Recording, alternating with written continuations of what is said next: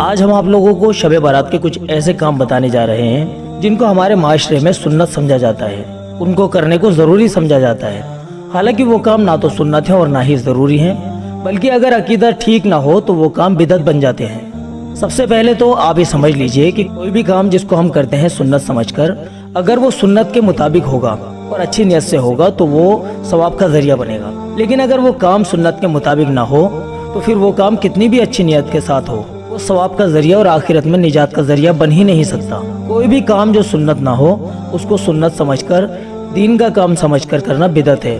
تو آج ہم آپ کو 11 ایسی بدعتوں کے بارے میں بتائیں گے جو شب بارات کے دن کی جاتی ہیں۔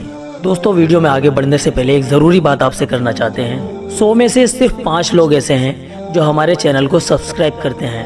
دوستو، ہمارے چینل پر تمام ویڈیو قرآن اور حدیث کی روشنی میں اور سبھی لوگوں کی ضرورتوں کو دھیان میں رکھ کر بنائی جاتی ہیں۔ اگر آپ ہمارے چینل کو سبسکرائب کر لیں گے تو ہماری حوصلہ افزائی ہو جائے گی اور ہمیں دین کے کام میں اور زیادہ آگے بڑھنے کا موقع ملے گا۔ پہلی بدعت، شب بارات پر غسل کرنے کو ضروری سمجھنا۔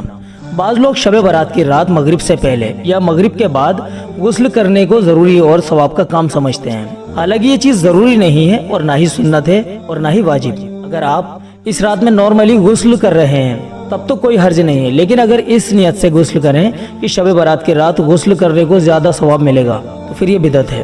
دوسری بدعت، شب بارات کی رات میں پوری رات جاگنے کو ضروری سمجھنا۔ بعض لوگ یہ سمجھتے ہیں کہ اس پوری مبارک رات میں جاگنا ضروری ہے، تو ہم آپ کو یہ بتا دیں کہ اس رات میں پوری رات جاگنا ضروری نہیں ہے، بلکہ آپ اخلاص کے ساتھ جتنی دیر چاہیں 1 گھنٹہ 2 گھنٹہ عبادت کریں۔ تو شب بارات کی رات میں عبادت کرنا ضروری ہے، جاگنا ضروری نہیں ہے۔ تیسری بدعت ہے چند خاص عبادتیں کرنا، جیسے ہزاری نماز ہے۔ جب شب بارات آتی ہے تو مخصوص عبادتیں، مخصوص نمازیں شروع ہو جاتی ہیں۔ کوئی کہتا ہے 12 رکعت اس رات میں پڑھو، کوئی کہتا ہے کہ ہزاری نماز پڑھو۔ الگ الگ طریقے سے عبادت کرنے کو لوگ بتاتے ہیں۔ تو شب بارات کی رات میں حدیث مبارکہ میں عبادت کرنے کا تو حکم دیا گیا ہے، لیکن اس رات عبادت کیسے کرنی چاہیے یہ شریعت نے نہیں بتایا۔ تو آپ کو جو عبادت کرنی ہے آپ کریں، اور کوئی اسپیشلی خاص نماز شب بارات کی نہیں ہے۔ اگر کوئی شب بارات کی خاص نماز بتاتا ہے اور اس کے کرنے کو ہم ضروری سمجھیں تو یہ پھر بدعت ہے۔ چوتھی بدعت، وہ عبادت ہے جن کو اکیلے اکیلے الگ الگ کرنا چاہیے، ان عبادتوں کو ایک ساتھ کرنا، جیسے کہ نفل نمازیں، صلاۃ التسبیح کی نماز۔ تو جتنی بھی نفل نمازیں ہیں ان کے بارے میں حکم دیا گیا ہے کہ ان کو اکیلے اکیلے ہی پڑھا جائے، پر شب بارات میں صلاۃ التسبیح کی نماز مسجدوں میں باقاعدہ جماعت بنا کر لوگ پڑھتے ہیں۔ اسی طرح خواتین گھروں میں بھی جماعت بنا کر صلاۃ التسبیح کی نماز پڑھتی ہیں۔ یہ بدعت ہے، یہ حدیث سے ثابت نہیں ہے، بلکہ نفل نمازیں تنہا تنہا پڑھنا حدیث سے ثابت آیا ہے۔ تو اس رات میں صلاۃ التسبیح کی نماز تنہا تنہا پڑھیں، جماعت نہ بنائیں۔ پانچویں بدعت، مردوں اور عورتوں کا اجتماع کرنا اور اس کو بہت زیادہ ضروری سمجھنا، یہ بھی بدعت ہے۔ بہتر یہ ہے کہ اس رات میں صرف مردوں کا اجتماع کیا جائے اور اس کے کرنے کو ضروری نہ سمجھا جائے، بلکہ کسی سال کر لیا جائے اور کسی سال نہ بھی کیا جائے، اور اس نیت سے کیا جائے تاکہ جو جوان طبقہ سڑکوں پر اپنا ٹائم پاس کرتا پھرتا ہے وہ اس اجتماع میں شریک ہو کر اپنا وقت خراب کرنے سے بچ جائے اور دین کی باتیں سن لے۔ تو اس نیت کے ساتھ مردوں کا جلسہ کرنے میں کوئی حرج نہیں ہے۔ چھٹی بدعت، اس رات میں حلوہ ضروری پکانا۔ حلوہ آپ کبھی بھی پکا سکتے ہیں، لیکن آپ یہ سمجھ رہے ہیں کہ شب بارات پر حلوہ پکانا ضروری ہے، سنت ہے یا ثواب کا کام ہے، تو اس لیے حلوہ ضروری پکائیں، تو پھر یہ بدعت ہے۔ ساتویں بدعت، چراغ جلانا اور آتش بازی کرنا۔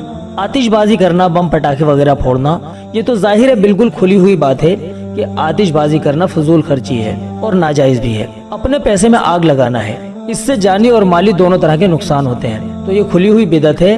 اور دوسری چیز، اس رات میں چراغ جلانا، تو یہ بھی بدعت ہے، کیونکہ حدیث میں اس رات چراغ جلانے کا کوئی حکم نہیں دیا گیا، اور نہ ہی اللہ کے رسول نے اور آپ کے صحابہ نے کبھی بھی شب بارات کی رات میں چراغ جلائے یا پھر چراغ جلانے کو ضروری سمجھا۔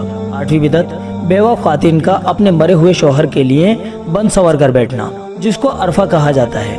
بعض علاقوں میں ہوتا یہ ہے کہ جن عورتوں کے شوہروں کا انتقال ہو جاتا ہے تو وہ اس رات میں بند سنور کر اس لیے بیٹھتی ہیں کہ ان کے شوہر کی روح گھر پر آئے گی اور آ کر ان کو دیکھے گی، تو ایسا کچھ بھی نہیں ہے۔ اس طرح سے اس رات میں بیوہ عورتوں کا سج سنور کر اپنے مرے ہوئے شوہر کے لیے بیٹھنا، یہ بدعت ہے۔ نویں بدعت، روحوں کو آرام کے لیے بستر لگانا۔ جو لوگ مر چکے ہیں ان کی روح اس رات میں گھر پر آئیں گی اور آرام کریں گی، تو ان کے آرام کے لیے بستر لگانا یہ بھی بدعت ہے۔ اس کا کوئی بھی ثبوت نہیں ہے، اس لیے کہ حضور کا ارشاد ہے کہ کوئی بھی روح واپس لوٹ کر نہیں آتی۔ اس لیے اگر یہ عقیدہ ہے कि मुर्दे की पहली शब बारात है और रूह घर पर आएगी, तो ये बिल्कुल गलत अकीदा है, इससे बचें। 10वीं बिदअत, कब्रिस्तान जाने को जरूरी समझना।